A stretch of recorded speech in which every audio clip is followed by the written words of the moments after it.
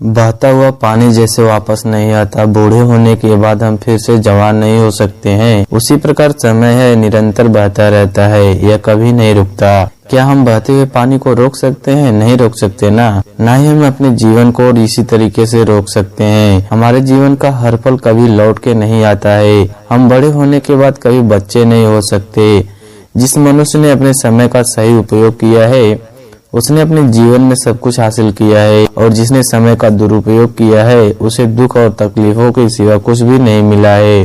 बहुत से लोग यही कहते हैं कि अरे अभी तो पूरा जीवन पड़ा है, बहुत समय है हमारे पास, हम सब कुछ कर लेंगे। लेकिन वह भूल जाते हैं कि समय और जीवन दोनों ही कभी नहीं रुकते। किसको यह पता है कल क्या होने वाला है? मान लो कल अगर तुम्हारी मृत्यु हो जाए तो क्या तुम करोगे? इसलिए जो भी करना है अभी करो, आज करो। बहुत से लोग तो यही रोना रोते रहते हैं कि अभी मेरा समय खराब चल रहा है, जब मेरा अच्छा समय आएगा तब मैं अच्छा कार्य करूंगा। पर वह भूल जाते हैं कि समय अच्छा या बुरा नहीं होता है। समय तो हमेशा निरंतर चलते रहता है, हमें ही मेहनत करके उसे अच्छा बनाना पड़ता है, और अगर हम मेहनत नहीं करेंगे तो वह हमारे लिए हमेशा बुरा ही बना रहेगा। तो आइए मैं आपको बताऊंगा कि समय का सही उपयोग नहीं करने से क्या हो सकता है, और समय का सही उपयोग करके हम अपने जीवन में कैसे सफल बन सकते हैं। बस आपको इस कहानी को बड़े ध्यान से अंत तक सुननी होगी, तभी आपको समय का खेल समझ में आएगा। इससे पहले कि आप लोग हमारी इस कहानी में खो जाएं, आप लोगों से एक ही रिक्वेस्ट है कि आप लोग हमारे चैनल को जरूर सब्सक्राइब कीजिए। अगर आप हमारे इस वीडियो को फेसबुक पेज पर देख रहे हैं, पेज को प्लीज फॉलो कीजिए। बहुत समय पहले की बात है, एक नगर में एक राजा थे। वह बहुत ही शक्तिशाली थे।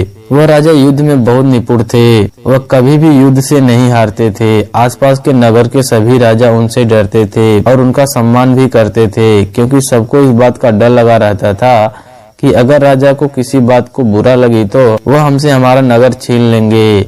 और राजा अपने सभी कार्यों को समय पर ही पूरा कर लेता था। उसके उठने से लेकर सोने तक की पूरी समय साड़ी में बंधी हुई थी। वह किसी भी काम को बात के लिए नहीं छोड़ता था। उसके सेवक भी इस बात का ध्यान रखते थे कि राजा का काम समय पर ही पूरा होना चाहिए। उस नगर की पूरी प्रजा राजा के ऐसे व्यवहार की वजह से बहुत ही प्रसन्न थी, क्योंकि राजा उनकी सभी समस्याओं को तुरंत का तुरंत निपटा देता था, कभी भी कल पर नहीं डालता था। उस राजा का प्रशासन बहुत ही अच्छे से चल रहा था, क्योंकि वह राजा अपने सभी कर्तव्यों का पूरी ईमानदारी के साथ पालन करता था। उस राजा का सबसे बड़ा हथियार समय था। वह कभी भी समय का दुरुपयोग नहीं करता था। उसको समय की कीमत अच्छे से पता थी, इसलिए वह अपने समय का पक्का था। वह सभी काम अपने समय पर ही कर लेता था, जिससे उसको कभी भी तनाव नहीं होता था। उसे कभी किसी बात को लेकर चिंता नहीं होती थी कि यह मेरा कार्य रह गया है, मैं इसे कब करूंगा। वह तो अपने सभी कार्यों को समय पर ही पूरा कर लिया करता था। उस राजा के पास सब कुछ था, धन दौलत थी, ऐशो आराम था, सभी प्रकार की सुख सुविधाएं थी, लेकिन राजा की कोई संतान नहीं थी। कभी कभी राजा को बहुत दुख होता था इसी की वजह से कि उसके पास संतान क्यों नहीं है। राजा संतान पाने के लिए मंदिरों में जाता था, भगवान के आगे माथा टेकता था, खूब दान पुण्य करता था और कहता था कि हे भगवान, मुझे एक संतान दे दो, ताकि मैं भी उसे अपनी तरह बनाऊं, जो मेरे जाने के बाद इस नगर की रक्षा करे, मेरी ही तरह वह वीर बने। और राजा वापस अपने कार्यों में फिर लग जाता था। फिर एक दिन राजा को अपनी सेविका से पता चलता है कि रानी गर्भवती है। यह सुनकर राजा की खुशी का तो कोई ठिकाना नहीं था। उसने पूरे नगर में मिठाइयाँ बंटवाई, खूब दान पुण्य किया, और जब राजा को पुत्र पैदा हुआ तो राजा ने उसका नाम युवराज रखा। राजा अपने पुत्र से बहुत ही स्नेह करता था। उसे बचपन से ही अच्छी अच्छी बातें वह सिखाता था। समय के साथ साथ उसका पुत्र भी बड़ा होने लगा। अब राजा को किसी चीज का कोई चिंता नहीं रहा, क्योंकि अब राजा का पुत्र उसका सभी कार्यभार संभाल लेगा, ऐसा राजा को लगने लगा। लेकिन राजा जब भी उसे युद्ध नीतियां सिखाता तो युवराज कुछ न कुछ बहाना मारकर वहां से चला जाता था। राजा उसे बहुत समझाया कि बेटा, यह सब तुम्हारे जीवन में बहुत ही काम आएंगी, तुम्हें इन्हें सीखना चाहिए। पर युवराज पर राजा की किसी भी बात का असर नहीं होता था उस पर। वह तो महल की सभी सुख सुविधाओं का आनंद लेता। जब राजा उसे कहता तो वह हर बात को कल पर टाल देता था। राजा उसे कोई कार्य करने के लिए देता तो वह कहता कि पिताजी, मैं यह काम कल कर दूंगा। राजा जब भी उसे युद्ध कौशल सिखाने की बात करते तो उनसे कहता कि पिताजी मैं कल सीख लूंगा, कल कर लूंगा, कल कर लूंगा। करते करते वह युवराज 20 साल का हो चुका था, लेकिन उन्होंने कभी भी युद्ध कौशल नहीं सीखा, ना ही उन्होंने कोई कार्य किया। समय कभी रुकता थोड़ी ना है, वह तो निरंतर चलता रहता है। और ना ही हमारा जीवन रुकता है, वह भी निरंतर चलता ही रहता है। देखते ही देखते युवराज जवान हो गया और राजा बूढ़ा हो गया। तभी उसके नगर पर पड़ोसी नगर के राजा ने आक्रमण कर दिया। अब युवराज के सामने समस्या पड़ी थी कि अब उसने युद्ध कौशल सीखा नहीं था। अब उसे एहसास होने लगा कि अब मैं युद्ध कैसे करूंगा। यह सोचकर वो अपने पिताजी के पास जाता है और पिताजी से कहता है कि मैंने आपकी बात नहीं मानी और युद्ध नहीं सीखा, अब कैसे हम युद्ध करेंगे। और दूसरी तरफ राजा तो बूढ़ा हो चुका था, अब उसके शरीर में इतनी ऊर्जा भी नहीं रही कि वो रणभूमि में जाकर युद्ध लड़े। राजा ने अपने बेटे को समझाते हुए कहा कि अगर तुम समय रहते हुए युद्ध कौशल के बारे में सीख लेती तो आज यह नौबत नहीं आती, लेकिन अब हम कुछ नहीं कर सकते, हमें उनसे यह तो युद्ध करना ही पड़ेगा। इसके अलावा हमारे पास कोई भी रास्ता नहीं है, क्योंकि राजा कभी भी युद्ध से पीछे नहीं हटते, फिर चाहे परिणाम कैसा भी क्यों ना हो। इसके बाद राजा और युवराज अपनी सेना के साथ युद्ध के लिए निकल गए, मगर युवराज को तो युद्ध कौशल के बारे में कुछ भी नहीं पता था। उसे तो ठीक से तलवार चलानी भी नहीं आती थी और राजा तो बूढ़ा हो चुका था। उसके शरीर में इतनी शक्ति नहीं थी कि वह ठीक तरह से युद्ध करके वह युद्ध को जीत सके, जिसकी वजह से उसका परिणाम यह हुआ कि राजा युद्ध में मारा गया और युवराज भी पूरी तरह से घायल हो गया। पड़ोसी नगर के राजा ने उनका नगर उनसे छीन लिया। जैसे तैसे करके युवराज अपनी जान बचाकर वहां से निकल गया। वह युवराज वहां से जंगल में पहुंच गया। उसका सब कुछ नष्ट हो चुका था। अब उसे अपने पिता की सभी बातें याद आ रही थी, लेकिन अब उनको याद करके क्या फायदा। जब चिड़िया चुग गई खेत तो पछताने से क्या होगा। जब युवराज को खाने के लिए कुछ नहीं मिला तो उसने जंगली फलों को खाकर अपना पेट भरा। तब उसे उस भोजन की याद आने लगी जो वह महल में बैठकर बड़ी तसल्ली से खाया करता था।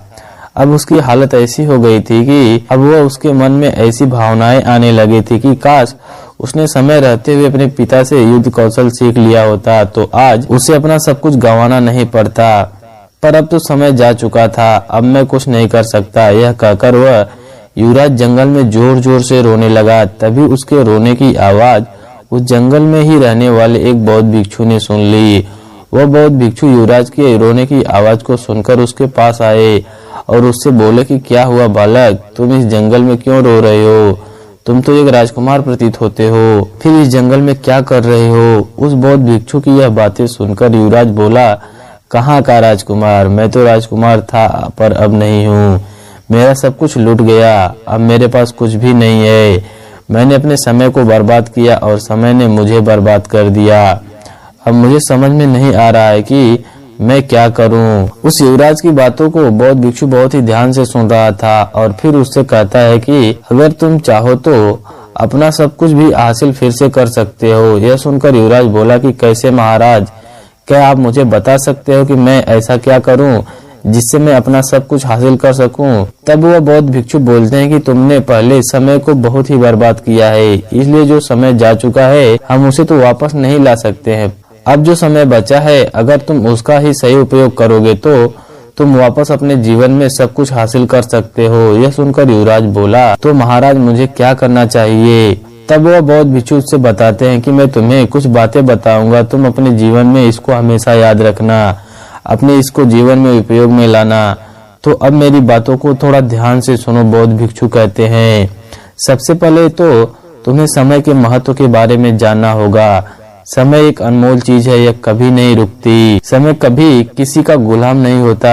अगर समय रहते तुम उसको बर्बाद कर रहे हो तो यह समय फिर बाद में तुमको बर्बाद कर देगा। इसलिए हमें हमेशा सही समय का उपयोग करना चाहिए और इसका सही उपयोग करने के लिए सबसे पहले हमें अपने दिनचर्या की एक समय सारणी बनानी चाहिए। हमें कब उठना है, कब खाना है, कब सोना है, कब कौन सा काम करना है, इन सभी चीजों के लिए एक निर्धारित सारणी बनानी चाहिए जिससे हम अपना कार्य समय पर पूरा कर सकें। लेकिन हम क्या करते हैं, हम अपना कोई भी समय निर्धारित नहीं करते हैं जब हमारी मर्जी होती है तब हम सो जाते हैं, जब हमारी मर्जी होती है उठते हैं, और कभी कभी तो हम इतना सोते हैं कि हमारा आधा से ज्यादा समय तो सोने में ही निकल जाता है और फिर हम कुछ भी नहीं कर पाते हैं। इसलिए अपने सभी कार्यों की सारणी बनाइए, इसलिए अपने सभी कार्यों की समय सारणी बनाओ और हर काम को अपने समय पर ही पूरा करो, जिससे कि तुम्हारा काम समय पर पूरा हो जाएगा। और जब हमारा काम पूरा नहीं होता है तो हमें तनाव होने लगता है कि अब हम इस काम को कैसे करेंगे, हमारे पास तो समय ही नहीं बचा, जिससे आपका वह काम बिगड़ सकता है। हमें अपना कार्य करने के लिए एक समय निर्धारित करना चाहिए कि मुझे यह कार्य इतने समय में पूरा करना है तो करना है, मुझे यह काम इतने दिनों में खत्म करना है तो करना है, या फिर मुझे यह काम इतने दिनों में सीखना है तो सीखना ही है। हमें अपने लक्ष्य का समय निर्धारित करके रखना चाहिए कि चाहे कुछ भी हो जाए, मैं इस काम को इतने दिन में पूरा करके ही रहूंगा। और जब हमारे अंदर हमारे काम के प्रति जुनून रहता है तो हम कभी भी अपना समय बर्बाद नहीं करते हैं।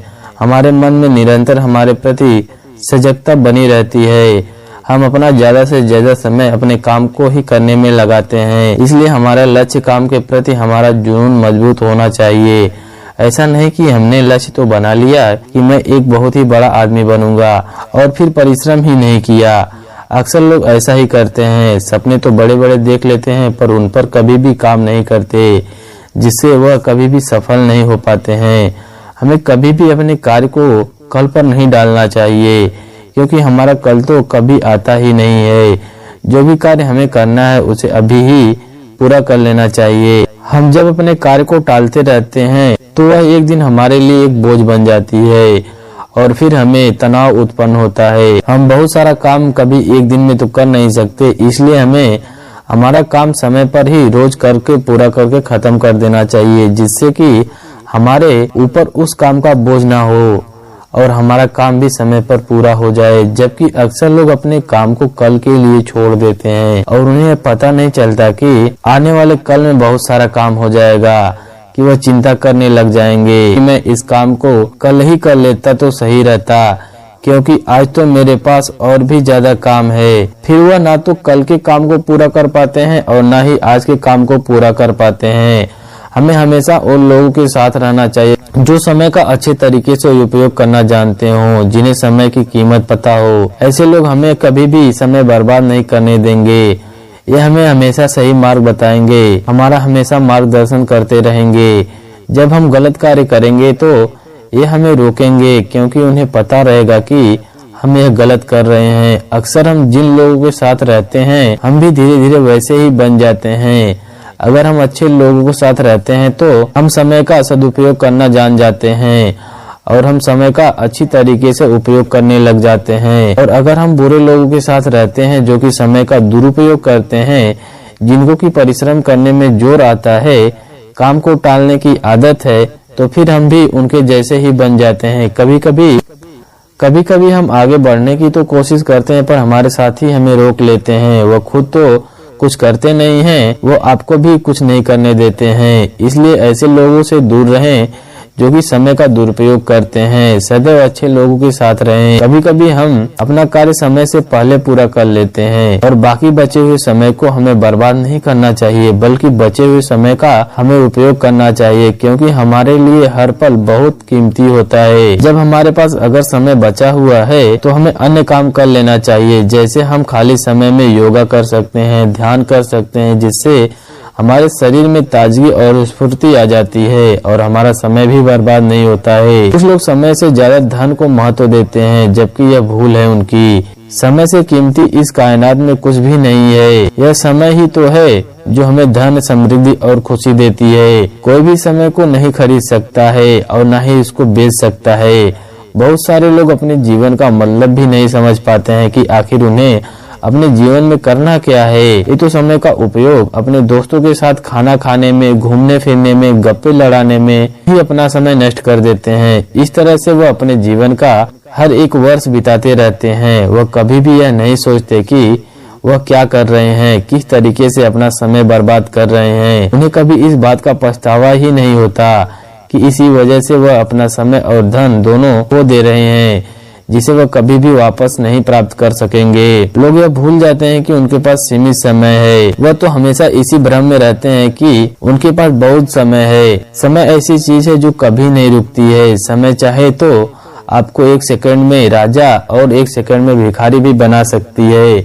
अगर तुमने समय का सही तरीके से उपयोग करना सीख लिया तो तुम भिखारी से राजा भी बन सकते हो, और अगर तुमने समय का सही उपयोग नहीं किया तो तुम राजा से भिखारी भी बन सकते हो। हम सभी लोगों के पास बराबर समय होता है। सभी को एक दिन के 24 घंटे मिलते हैं। 24 घंटे में कोई सफल हो जाता है क्योंकि वह कार्य को अलग तरीके से करते हैं। अपने समय को एक जरूरी कामों में वो लगाते हैं, जिसकी वजह से वह सफल हो जाते हैं। और असफल लोग समय के प्रत्येक क्षण को बर्बाद करते रहते हैं, कभी सोने में, कभी घूमने में, कभी गप्पे लड़ाने में, जिससे वह कभी सफल नहीं हो पाते हैं। इसलिए अपने जीवन के प्रत्येक क्षण को जरूरी कामों में खर्च करो। फिर वह भिक्षु कहते हैं कि हे राजकुमार, मेरी एक बात हमेशा याद रखना, समय एक अमूल्य धन है। समय की अहमियत हमें जिंदगी में सफल बनाती है। अगर समय एक बार चला गया तो वह कभी भी लौटकर तुम्हारे पास नहीं आएगा। इस पूरी पृथ्वी पर समय से अधिक मूल्यवान कुछ भी नहीं है, ना पैसा है, ना ताकत है। क्योंकि जब तुम्हारा समय साथ नहीं देता है तो तुम्हारा पैसा और तुम्हारी ताकत भी तुम्हारे किसी काम की नहीं होती।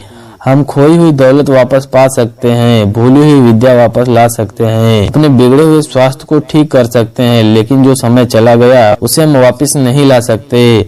अगर हम समय को बर्बाद करेंगे तो समय हमें बर्बाद कर देगा। इसलिए समय का सही तरीके से उपयोग करना सीखिए। बौद्ध भिक्षु की बातें सुनने के बाद युवराज को यह समझ में आ गया था कि बौद्ध भिक्षु कहना क्या चाहते हैं। फिर युवराज ने बौद्ध भिक्षु से कहा कि महाराज, मैं कभी भी अपना समय अब आज से बर्बाद नहीं करूंगा।